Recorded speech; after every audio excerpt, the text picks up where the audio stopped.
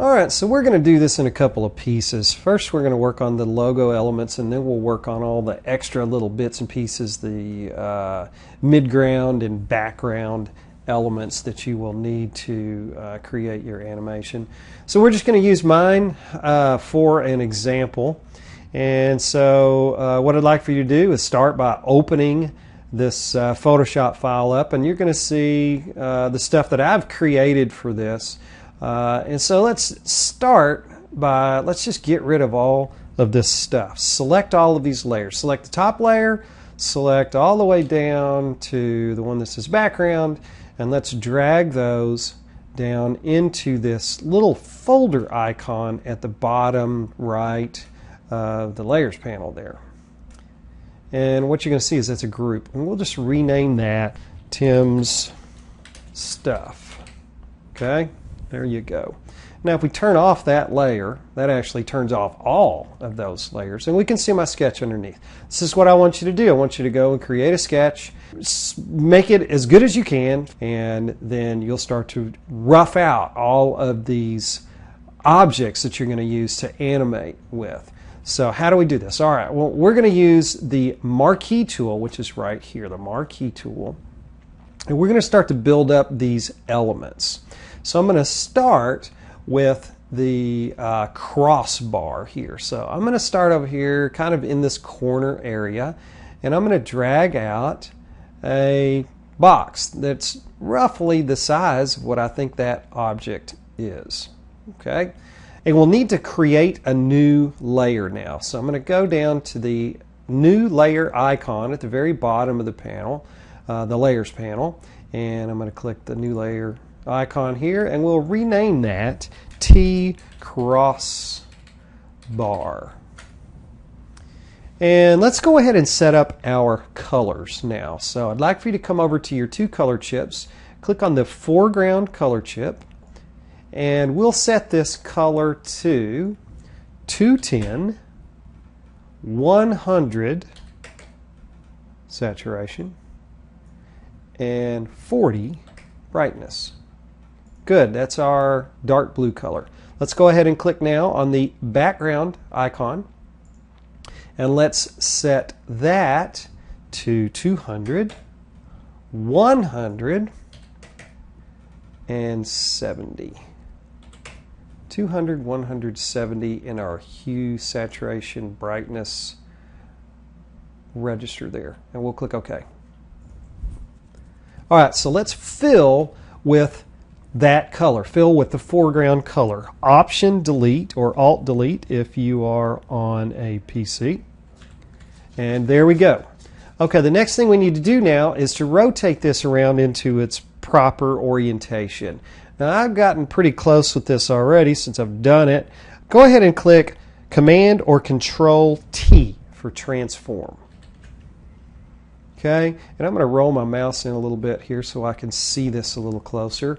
And so the first thing we're going to do is rotate this, and we're going to rotate it by going outside of one of the corners, and we can just start to spin it around right here. Now I can do it this way, but I would rather go up here into this little dialog at the top of the screen, and this particular one is the angle of the rotation, and we're going to type in 40 degrees of rotation. And now we're just going to stretch these edges out and try to match up with this shape right here. And that looks pretty good, I guess. And so I'll click maybe a little bit skiddier. I'll click OK. And so let's go ahead and deselect now. Command or Control D to deselect. And we'll create a new layer now called T-Stem. So we'll click on our new layer icon, double click here, and type T-Stem. T-Stem. Same routine as before. We're going to use our marquee tool already selected, and we're just going to kind of drag out a little shape here and try to mimic this size a little bit. Okay? So here we go. We're going to fill it with the foreground color. Option or Alt delete. And by the way, that's the delete. If you're on a Mac, that's the delete that is not the backspace button, but rather the delete key that's in between the letters and the numbers on the keyboard, just above the 4 cursor keys, up, down, left, right keys. Okay, let's go ahead and rotate this now. So again, Command or Control T for transform. And you'll notice we have this little icon right here, this little center point. Now this is the point at which things are going to rotate around. Now I've started this down here in the corner. That's kind of where I started dragging from. So if I wanted to, I could drag this anchor point down here into the corner, and now when I rotate this, it's going to rotate around that axis. Okay? So I think that's exactly what I'm going to do. And again, I know what the number is. It's 40. So I'm going to go ahead and type up in here 40. Okay? And now I can drag out the sides of this to more or less mimic the size that I need. And just get as close as I can on this and click OK. And deselect. Control Command D. There we go. Now I see a little line in here where I got a little not quite close enough to it there, so I'm going to go ahead and use the nudge keys. First thing I'm going to do is go to my move tool, and I'm just going to use the cursor keys to nudge this into position. So I'm going to click the up arrow here once, and maybe the right arrow just to kind of get it centered. I hope that's in the center. Okay, next thing we're going to do is create this D shape. Well, that ought to be pretty easy. We just type a D, right? That's exactly right, in fact. I'm going to go get the type tool. There's the type tool right there. And if you have not already exposed it, we're going to go ahead and click on Window, Character. And that's going to show us all of our choices for the type. I'm going to set this type to Arial Black. There we go. And we're going to set it to a really huge size, 500. Big size. And I want to make this all caps. That's the all caps here. Now we need to set the color, so we're going to click on the little color chip here, and I want to go down and just hover over our background color that we set earlier. We'll click OK, and then we'll type D. Right there. There it is. All right, now I'm going to go ahead and kind of move this into position. So I'm going to go get the move tool and sort of move it down into that little corner area there. And again, I'm going to roll my mouse in, and I've got to nudge it using the nudge keys here. And just get it where it just kisses that edge right there. Okay, so the next thing I need to do is to rotate and skew and resize this object. Okay, so I'm going to transform it. Control or Command T. And so we're going to rotate it first. And we'll go ahead and set our anchor point right down there to the corner of the D. And we'll rotate this backwards. And you can see it just tips back on the axis of the D there. So that's pretty cool. And we're going to an angle of -50. Now we need to stretch it out a little bit, so I'll reach up there and grab that guy. Starting to get there. Now we need to, well, maybe a little more. Now we need to right click in here and choose Skew. Now if we start to skew this, all you have to do is hover over this line and you'll see a double arrow show up, and you can start to skew it out. So we'll skew this back and forth. And interestingly, the number I'm looking for is 0. So I'm going to go ahead and just put that in there. 0. There we go. Looks pretty good. Now I need to move this into position, nudge it around, and so forth. So the next thing I'm going to do is right-click and go back to Free Transform. Now I can sort of squish it down into place here. I can stretch it out, get it as close as I can to the right settings here, and again I'm going to have to nudge this into position, so I'm going to nudge it a little bit this way, a little bit that way, until I get what I'm looking for. It looks pretty good right there. So let's see, any more this direction? That's pretty good. You can see I obviously messed up on my perspective when I was drawing this. But yeah, I guess that looks okay. Maybe I'll squish it down a little bit, something like that. Okay, great. So that's the D. It's not lining up completely. I'll go ahead and nudge it a little bit more until I get it just into position there. So now I've got to work on the shadow area here in these 3 places. So I'm going to start with the shadow here. I'm going to first reset my colors here. So I'm going to click on the little black and white color chips that are over here. Click on that to reset my colors. Now I'll go up and get my marquee tool again and create a new layer, and we'll name this layer T-Stem Shadow. T-Stem Shadow. And just like we did before, we're going to drag out a shape. We'll start here in this little corner and try to drag out myself out a little shape that's about the size of the shadow. Okay, looks all right, looks pretty good. So let's go ahead and fill that. Option or Alt Delete. And just like before, we are going to transform, Command or Control T. And I'm going to set my anchor point down here into the corner and rotate it. And I already know that I can rotate this into the number 40.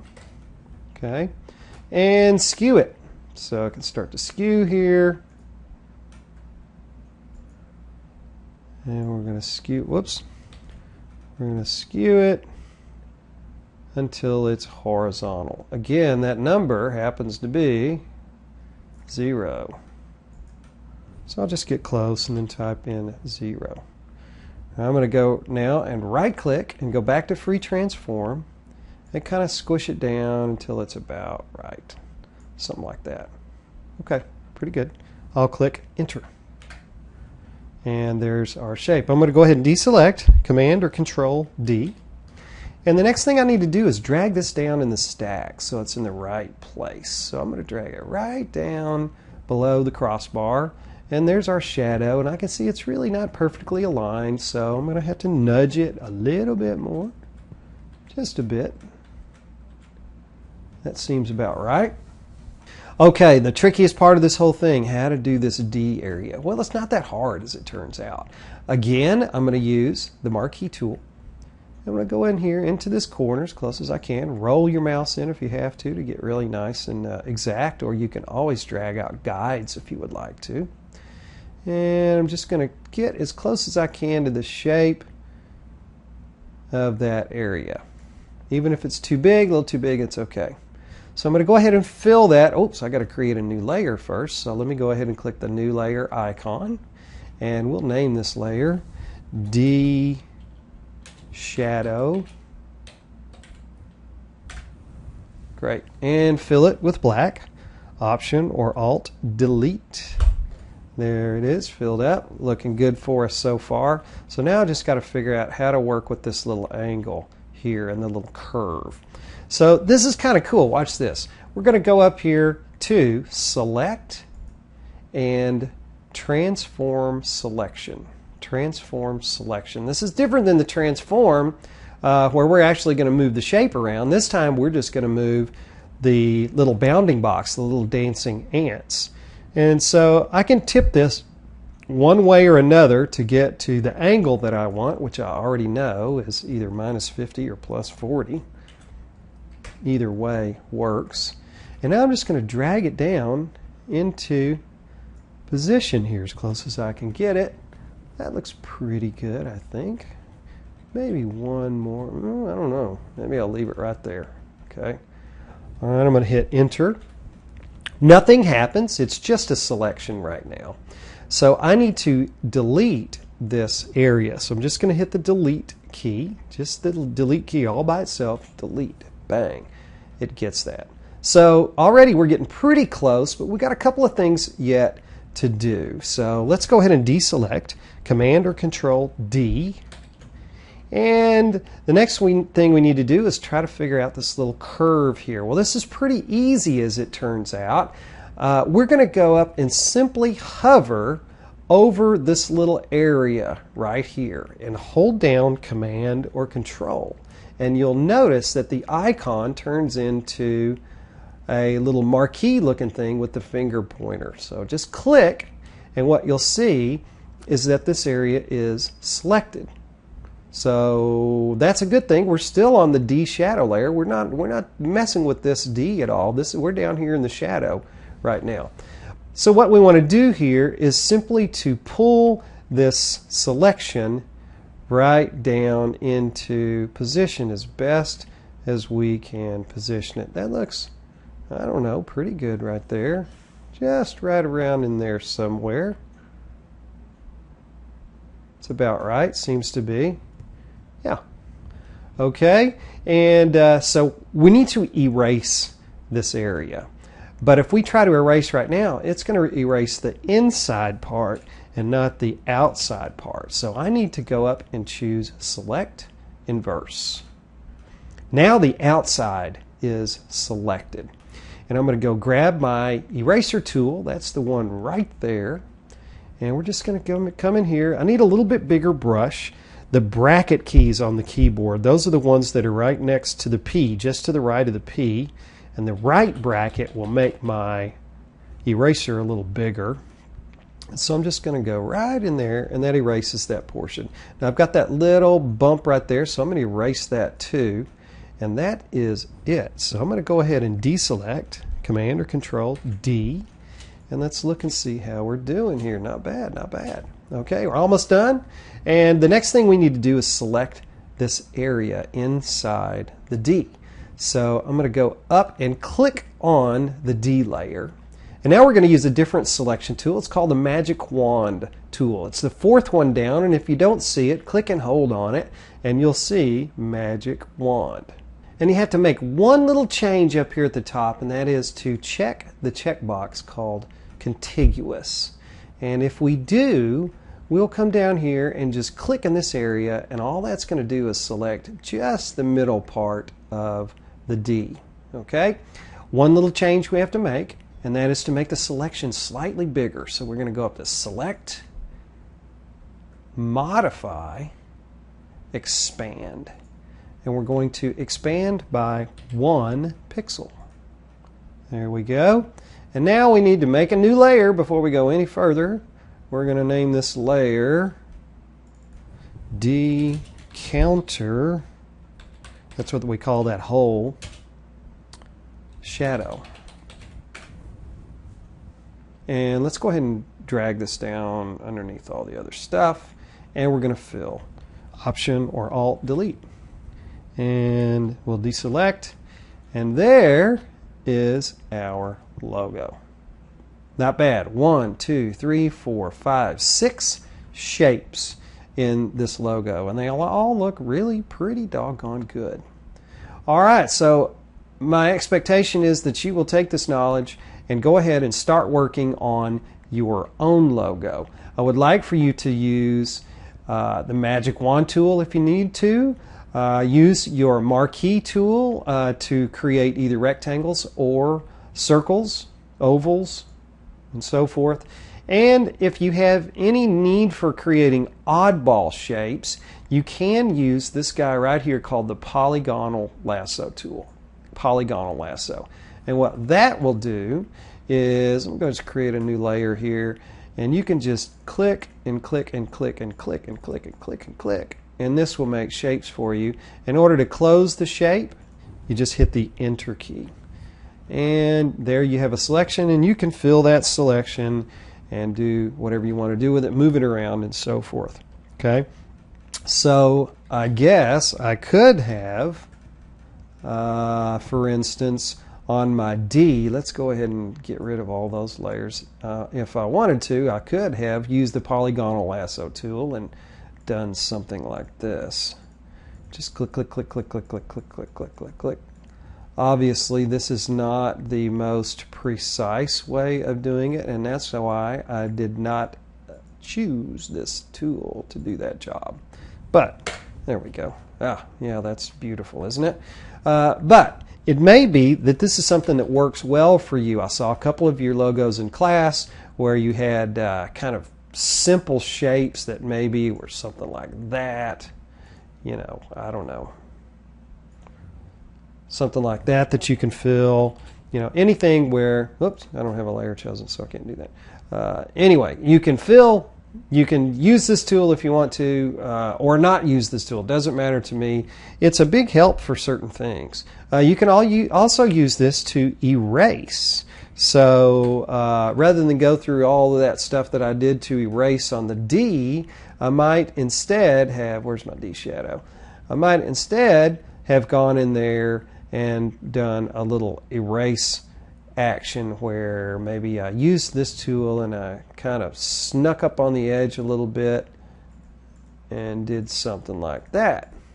I can say, okay, that's good. I got that shape, and now I'll just hit the delete button. And, well, let's see, where's my layer? There's my shadow layer, and then just hit delete, and bang, that's gone.